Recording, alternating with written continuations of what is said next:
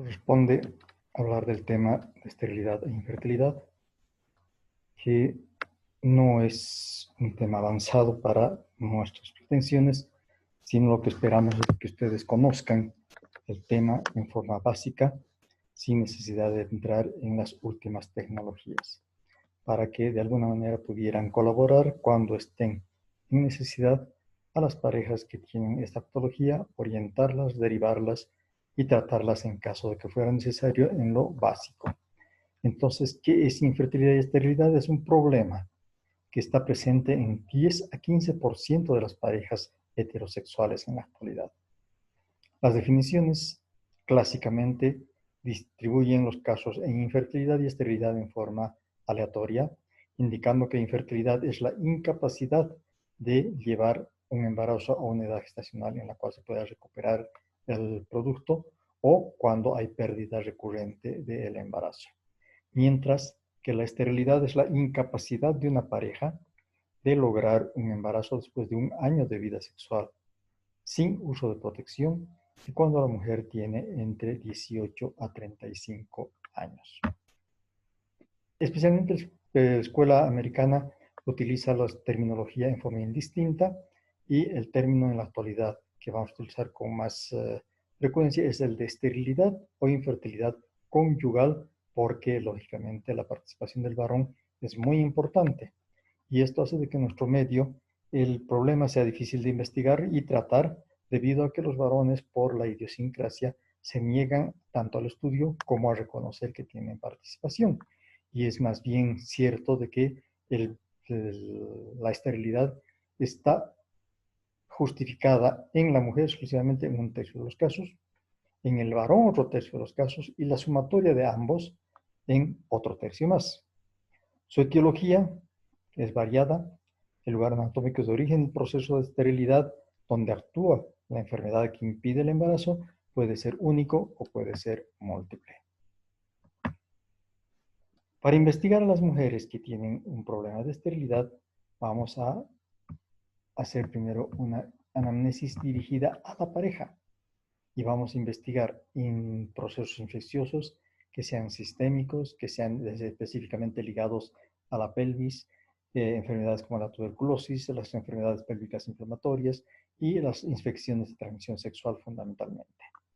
Tendríamos que averiguar los antecedentes personales de ambos, sus hábitos, la frecuencia coital, el tipo de trabajo de cada uno de ellos, para precisamente hacer una interrelación con la frecuencia coital y la posibilidad de tener embarazo, porque muchas personas que trabajan fuera de la casa durante mucho tiempo, lógicamente no están en el momento oportuno de la ovulación de una mujer totalmente sana, y lógicamente no pueden lograr embarazo. Las alergias, la drogadicción, el uso del alcohol, tabaco, etcétera, etcétera, que son importantes en el momento de la infertilidad, que pueden estar ocasionando trastornos especialmente a nivel de producción hormonal. Los antecedentes quirúrgicos, desde luego, son muy importantes en ambos sexos.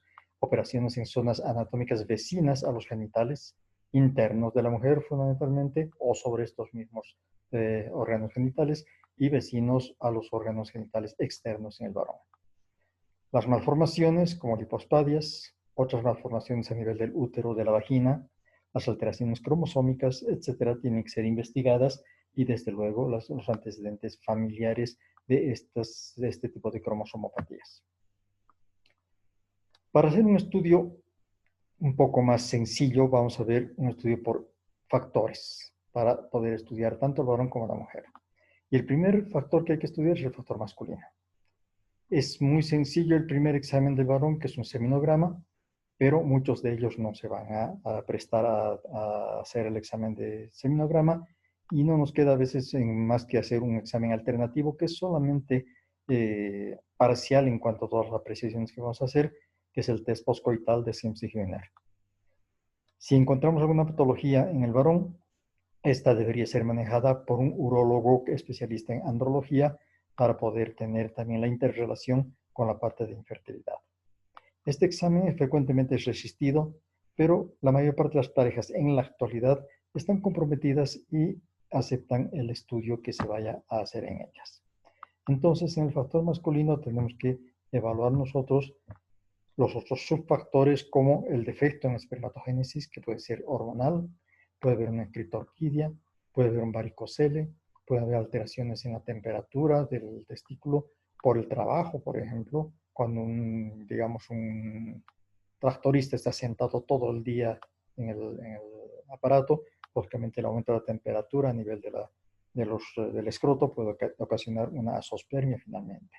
Exposición a radiaciones, exposición a fármacos, infecciones. Sabemos que la papera puede dar una orquitis urliana y esa puede determinar finalmente esterilidad, ¿no? Tenemos que ver si es que no hay trastornos a nivel de los conductos que transportan los espermatozoides, como la agenesia de los conductos, su estenosis o de repente una ligadura, y las infecciones que pueden estar llegando a ocasionar la obstrucción de estos conductos deferentes. El factor seminal, cuando tenemos una eyaculación que es retrógrada y que no sale hacia la vagina de la mujer, los anticuerpos antiespermatozoides, la infección de las glándulas accesorias, especialmente de las vesículas seminales y de la próstata, y el factor vascular. El varicocele, por factor vascular, se ha encontrado que hasta en un 25% de los varones que utilizan como método anticonceptivo el coitus interruptus puede llegar a determinar una infertilidad por oligo o azoospermia. Y lógicamente habíamos hablado hace un momento del aumento de la temperatura testicular que se da en personas que trabajan sentados durante mucho tiempo en el día. El factor coital del factor masculino tenemos que evaluar si es que hay alguna malformación a nivel del pene, en hipospadias, por ejemplo, cuando existe impotencia, desde luego, eyaculación precoz, etcétera, que esto ya tiene que irlo investigando el andrólogo. Y desde luego tenemos que valorar también en el varón un factor hormonal como la hiperprolastinemia y la disminución de FSH que hace de que exista una menor producción de testosterona. El factor inmunológico, el desarrollo de anticuerpos antiespermatozoides, que se desarrolla frecuentemente después de un traumatismo o de alguna infección. Y el factor ambiental farmacológico, que puede haber una exposición a metales pesados, a insecticidas en forma prolongada, por ejemplo, los que trabajan precisamente en fumigación de los campos tienen este tipo de problemas. El uso de drogas, alcohol, fármacos como la metoclopramida, la espironolactona, el ketoconazol, finalmente estos dos últimos se utilizan como antiandrógenos y en consecuencia disminuyen o anulan la producción de espermatozoides. El estudio de una mujer lo vamos a derivar en 7 sistemas. El primero es el factor general sistémico, que investiga la posibilidad de que exista algún tipo de infección que pueda afectar la respuesta hormonal en la mujer o lesionar algunos órganos, en especial las trompas, ¿no?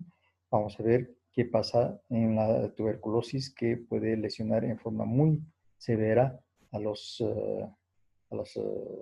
trompas, especialmente el endosalpinx, o lesionarlas y ocluirlas completamente.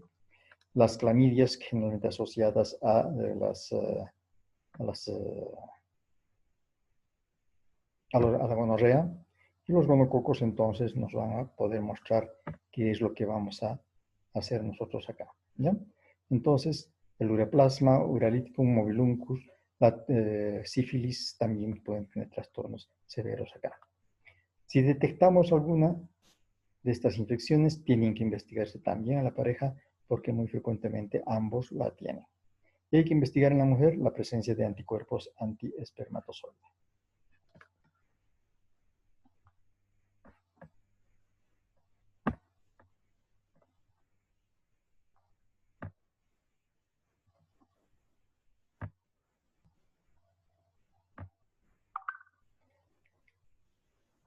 En el factor sistémico tenemos que ser capaces de detectar otro tipo de trastornos que pueden estar ocasionando también problemas de tipo hormonal y desde luego vamos a buscar eso en el factor central, buscando el funcionamiento del hipotálamo, de la hipófisis y en especial la producción adecuada de gonadotrofinas, FSH-LH y descartar la hiperproducción de la prolactina. La similitud en la composición de las hormonas que tienen todas una cadena alfa idéntica, como la TSH o la adrenocorticotropina, hace imprescindible valorar también los otros sistemas, tiroideo y de glándulas suprarrenales, porque una actividad inadecuada de estos sistemas puede ocasionar precisamente que las hormonas FSH, LH y prolactina tengan un comportamiento inadecuado y lógicamente lleven a la anovulación. Cuando investigamos el factor central tenemos que apelar a la imagenología para buscar tumores, lesiones o ausencia congénita de estos elementos. Una vez que hemos pasado el factor central, vamos a buscar qué es lo que sucede en forma descendente, el factor ovárico. Y especialmente en el ovario tenemos que evaluar qué sucede con la ovulación. La ovulación tiene que ver con relación con la respuesta a las gonadotropinas para la producción hormonal y el desarrollo de los folículos hasta llegar al folículo de De Graaf, el cual al estallar va a permitir por la ovulación que la mujer pudiera embarazarse. Por lo tanto, tenemos que determinar la reserva ovárica. Y aquí entonces un primer examen de laboratorio es pedir una dosificación de FSH, LH, prolactina, estradiol y la TSH de los andrógenos en día 3 del ciclo. Y tendremos que hacer un conteo ecográfico de estos folículos antrales en día 3 del ciclo. Podremos evaluar la hormona antimülleriana, la inhibina B, hacer un test de estimulación con clomifeno y ver cuánto tenemos sumatoriamente de la valoración de FSH en el día 4 y 10 de estimulación de clomifeno. Si es que esta sumatoria es mayor a 24 miliunidades por mililitro, quiere decir que la reserva ovárica está comprometida. El seguimiento ovulatorio es lo que más sensibilidad está mostrando en este momento, el cual permite evaluar el crecimiento de los folículos y finalmente hasta la misma ovulación. Pero tenemos también en forma indirecta la evaluación de la ovulación por medio de la curva de temperatura basal, las características del moco cervical, que sabemos que en el periodo periovulatorio se convierte en un moco filante, abundante, transparente, como clara de huevo, y que permite la migración de los espermatozoides. Y habíamos dicho de la ecografía del desarrollo folicular, y tenemos que hacer simultáneamente una determinación seriada de los estrógenos para ver también el pico de LH, que generalmente es el que precede a la liberación, a la rotura del óvulo. Y luego veremos cómo está la dosificación de progesterona después de la ovulación en el día 21 a 23. En estas fechas tenemos que obtener una dosificación mayor a 11 nanogramos por mililitro para certificar de que tenemos primero una ovulación y segundo un cuerpo lúteo suficiente capaz de producir una buena cantidad de progesterona. En casos de anovulación crónica tenemos que buscar fundamentalmente el síndrome de ovario poliquístico y el síndrome de Savage, que habíamos visto ya en la parte de amenorreas, de que este es un síndrome en el cual los ovarios están insensibles a la producción de gonadotrofinas y en consecuencia los folículos primordiales no desarrollan y no se produce la ovulación. En este cuadro vamos a poder ver entonces cómo tenemos una curva de temperatura basal, arriba a la izquierda, que nos muestra entonces claramente un momento de la ovulación en el cual desciende la temperatura y al día siguiente empieza el ascenso de temperatura basal para poder decir que esta mujer probablemente sí está ovulando. Abajo tenemos a la izquierda, tenemos una ecografía que está mostrando ya un folículo que está creciendo en forma dominante con respecto a los otros folículos, el que está más superior a la izquierda. Tenemos ese folículo en el momento previo a la ovulación, que ha crecido bien en la parte central, y a la derecha cuando ya ha estallado y se está transformando en un cuerpo lúteo, como muestra la flecha azul. El factor tubario investiga la permeabilidad de las trompas y de alguna manera la función transportadora del óvulo, que habíamos dicho está ligada al flujo tubario, es decir, al transporte del óvulo por el movimiento de las cilias, que hace que el líquido contenido dentro de las trompas se movilice en forma centrípeta, es decir, atrayendo al óvulo desde el ovario, una vez que se libera, en dirección al útero, para la implantación si es que se llega a conseguir la fecundación. Y para estudiar el factor tubario tenemos varias alternativas, como la histerosonografía, que es la más útil en la actualidad, la histerosonografía, que nos permite evaluar cómo está la cavidad uterina fundamentalmente en la zona donde están saliendo las trompas, los ostiums tubarios. Tenemos la hidrocromotubación y la hidropertubación que se pueden hacer durante una laparoscopía o una laparotomía. Y tenemos en forma anecdótica ya la quimografía y la neumopeligrafía, que ya no se utilizan en la actualidad, que significaba el ingreso de aire a través del cuello uterino o a través de una inyección por la transperitoneal para llenar de gas la cavidad peritoneal y poder sacar una radiografía que nos permita evaluar qué es lo que pasaba allá. Eso ya no se hace más. La ecografía ha sustituido totalmente esta técnica y la histerosalpingografía con la histerosonografía por demás. Entonces, este es el aspecto que encontramos nosotros acá en una histerosalpingografía. Arriba a la izquierda, una histerosalpingografía normal que muestra la cavidad uterina y cómo las trompas están permitiendo la salida del contraste hacia la cavidad pélvica. Al lado derecho tenemos un útero de multípara e igualmente las trompas que están sanas y que permite la salida de las trompas. Abajo también una ecografía tridimensional que nos muestra lo mismo con la inyección de un contraste y que nos permite ver entonces una ecografía con inyección de contraste que nos permite ver la imagen de las trompas. Pues tiene que ser como una grabación. Abajo a la derecha tenemos un útero didelfo. Ven ustedes, cada uno de los cuerpos uterinos tiene su propia trompita y ambas están permeables. En estas otras imágenes vamos a ver entonces cómo podemos nosotros evaluar mediante la histerosonografía, llenando de líquido la cavidad uterina y viendo qué es lo que sucede dentro de ella, medir el tejido endometrial, ver las características que tiene este tejido endometrial, si es que existen tumores, como abajo a la izquierda, que tenemos un pólipo con una vascularización muy intensa en su base. Al lado derecho tenemos otra imagen de un hematómetra con otro pequeño pólipo, ¿no? Entonces podemos nosotros ir evaluando y poder midiendo estas situaciones que a veces son las que no permiten el paso del espermatozoide hacia el ostium de las trompas. El factor del útero, dentro del útero y de la cavidad endometrial, busca malformaciones, tumores que alteren la cavidad uterina a tal grado que impidan la fecundación, que impidan la implantación o que impidan el crecimiento de un embarazo. Y aquí vamos a estudiarlo mediante la ecografía. Nuevamente hablamos de la histerosalpingografía y la ultrasonografía, ¿no? La ecografía con contraste dentro de la cavidad endometrial.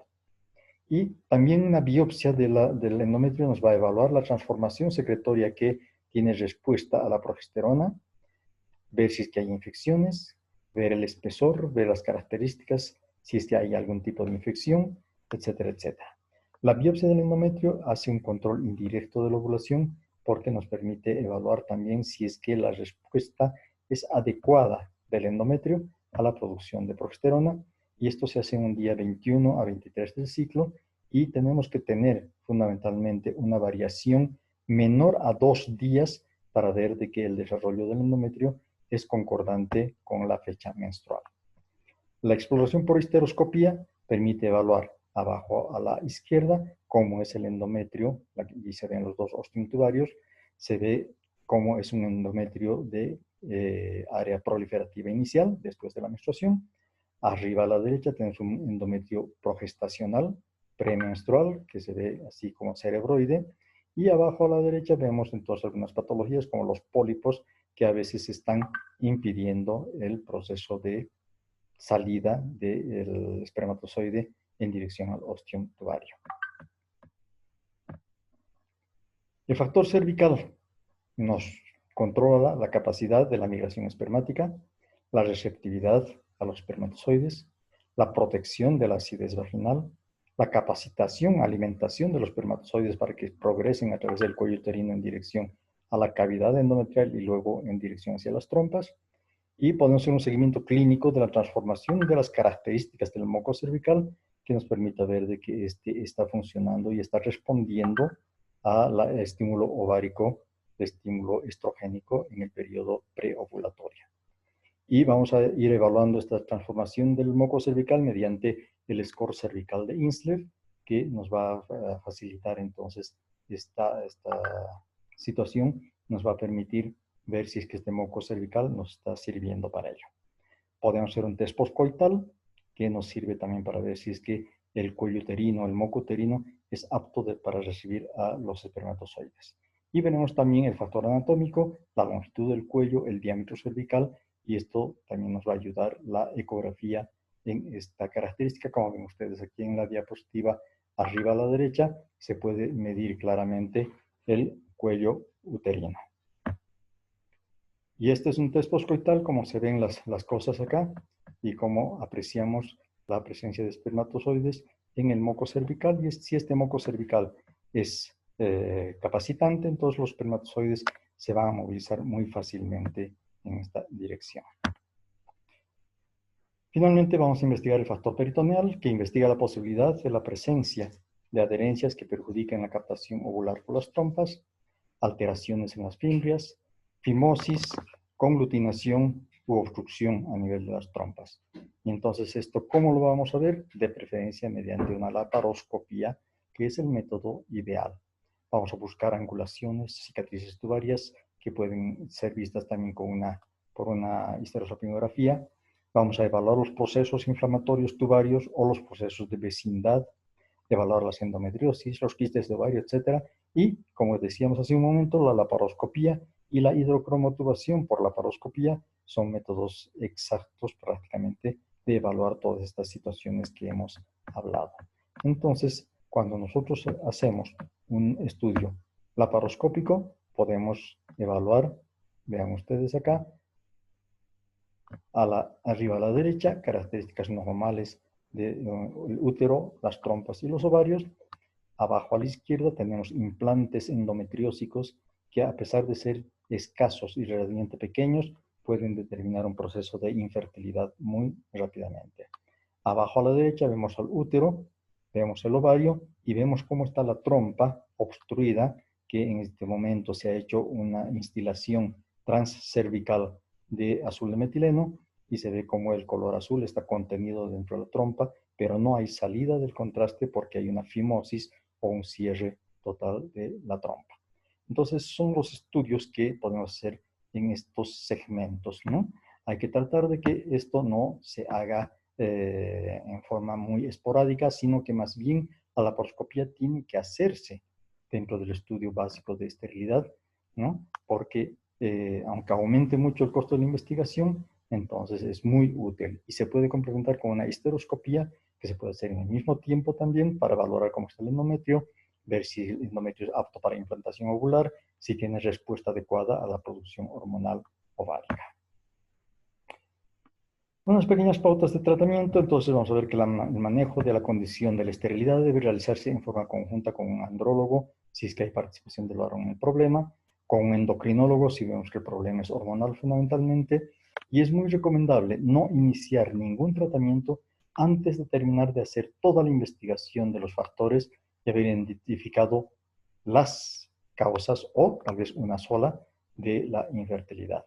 Es por ello que es mala práctica el hacer un tratamiento tentativo mientras estamos estudiando a la mujer, induciendo la ovulación, porque es probable de que no necesite un inductor de ovulación y que al hacer esto en un ovario que ovula normalmente, podamos causarle más daño porque podemos ocasionarle un síndrome de hiperestimulación ovárica.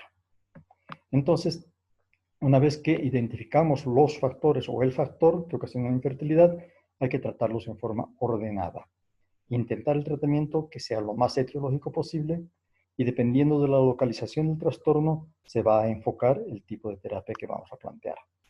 Y entonces vamos a iniciar nosotros con técnicas de baja complejidad y si con ellas no logramos que la mujer pueda embarazarse, pasaremos a las técnicas de reproducción asistida de alta complejidad. Entonces, si encontramos infecciones, algunas de ellas pueden no ser identificables y solamente tenemos la secuela que ha dejado en las trompas o en el endometrio. Otras que son de origen viral no tienen ningún tratamiento y no son factibles de antibioterapia. Muchas de ellas pueden ocasionar un daño irreparable en las trompas, como lo hace la tuberculosis, pero las técnicas de alta complejidad pueden compensar el daño en la alternativa de la fertilización in vitro y transferencia de embriones. En algunos casos, una tuberculosis puede ser tratada en forma completa y puede restaurar la fertilidad cuando las trompas y el endometrio no llegaron a afectarse en forma muy severa. Si encontramos que hay trastornos hormonales, vamos a buscar a qué nivel están y se estimularán o se inhibirán de acuerdo a lo que vayamos encontrando, ¿no es cierto? Y el propósito es favorecer la ovulación para que la mujer pueda después ser fertilizada. Si el trastorno es hipoficiario y hipotalámico, induciremos la ovulación mediante gonadotrofinas o agonistas de la hormona liberadora de gonadotrofinas. Si el factor anovulatorio es ovárico, le daremos citrato de clomifeno. ¿No?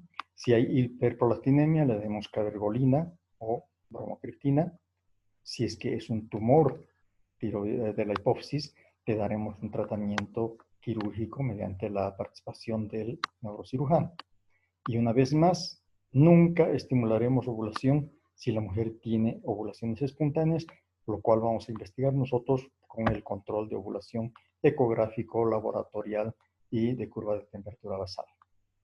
Si encontramos una obstrucción tubaria, puede solucionarse mediante una terapia medicamentosa, si es que es infecciosa, o mediante una microcirugía, ¿no?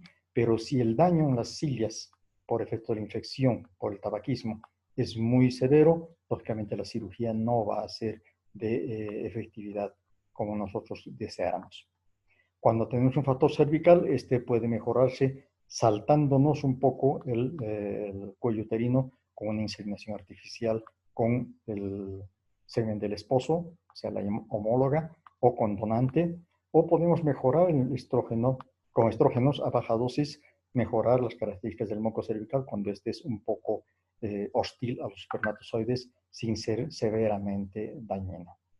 Cuando hay endometriosis, tiene que tratarse con medicación específica y muy frecuentemente tenemos que proceder a fertilización in vitro y transferencia de embriones porque muchas veces el daño de la trompa y del ovario es muy severo y no permite un tratamiento adecuado. El factor uterino puede estar asociado a malformaciones, a miomas, y la solución generalmente es quirúrgica, con resección del mioma o de los miomas, la corrección de algunas malformaciones, como la operación de Strassmann, que un útero didelfo puede transformar en un solo útero que sea capaz de agregar un embarazo, y este embarazo llegar por lo menos hasta un embarazo de pretérmino, en el cual el producto pueda ser rescatable.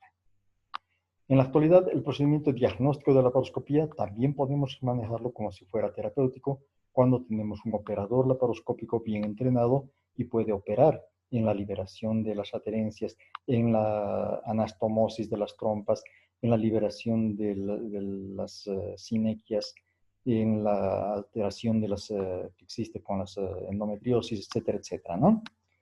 Cuando tenemos un síndrome de Sherman, sinequias endouterinas, podemos hacer una debridación que sea por vía histeroscópica, y si no tenemos histeroscopio, lo hacemos más por la vía que habitualmente solíamos hacer, soltando en forma ciega, podríamos decir, y dejando un dispositivo de separación de las paredes uterinas dentro de este para que este pueda no volver a cicatrizar y pueda estimularse el desarrollo de endometrio nuevamente. Y la antibioterapia en algunas de las infecciones que habíamos hablado, especialmente clamidia, gonorrea, es muy importante pensando de que esto puede realmente llevar a enfermedades que bloqueen totalmente las trompas. Las técnicas de baja complejidad que podemos apelar son la inducción de la ovulación con el seguimiento ecográfico y laboratorial, ¿no? Que dependiendo del nivel donde se produce, habíamos dicho de que se hará con citrato de clomifeno si la mujer tiene un proceso de anovulación de origen ovárico, o con gonadotrofinas si es que es de origen hipotálamo hipoficiario, o finalmente con agonistas GnRH que se administran por vía subcutánea o intramuscular en forma seriada, en pulsos, para asimilar la liberación de los liberadores de gonadotrofinas. La inseminación artificial, que puede ser con semen homólogo o con semen de donante, que se puede hacer intracervical, o generalmente se hacen las dos, intracervical e intrauterina. La técnica antiinfecciosa, cuando hemos visto, reconocido algún tipo de germen causal de esto. La misma hidrotubación o la histerosalpingografía puede ser terapéutica cuando al inyectar el líquido de contraste o inyectar la solución dentro de la cavidad uterina, se puede liberar un tapón de moco que estaba obstruyendo las trompas y esto puede liberar de tal manera la posibilidad de que la mujer pueda volver a embarazarse. Y finalmente podemos hacer una cirugía tubaria, de preferencia microcirugía, que se puede hacer también por laparoscopía, esta microcirugía, o se puede hacer una cirugía peritoneal para liberar las adherencias que están interrumpiendo la posibilidad de embarazo. Y finalmente, nada más para mencionarlas, cuáles tenemos en la actualidad en nuestro medio como técnicas de reproducción asistida de alta complejidad, que son el GIFT, que quiere decir de transferencia intrafalopiana de gametos, o la transferencia intrafalopiana del cigoto, ya de una vez, directamente cuando se ha fertilizado el cigoto fuera del organismo y se lo introduce por la paroscopía dentro de la trompa. Lo que está más de moda, la fertilización in vitro y transferencia de embriones. Está la manipulación de los óvulos y los espermatozoides, que está contemplada aquí con el ICSI, que significa inyección intracitoplasmática de espermatozoides, ¿no? Y finalmente la micromanipulación de los gametos, en la cual la técnica en la actualidad puede ser capaz de identificar a los embriones que tienen malformaciones genéticas, ¿no? Sacando una de las células de la mórula, y si esa célula muestra alteración cromosómica, entonces no se implanta el embrión. Si su composición cromosómica está correcta, entonces se lo coloca dentro de la cavidad uterina, junto con otros 2 o 3 para lograr una mejor posibilidad de gestación. Eso es lo que queremos nosotros compartir con ustedes, y si tienen alguna pregunta, si tienen algún aporte, pueden hacerlo mediante una nota al correo electrónico institucional para que podamos aliviar también sus consultas. Muchísimas gracias.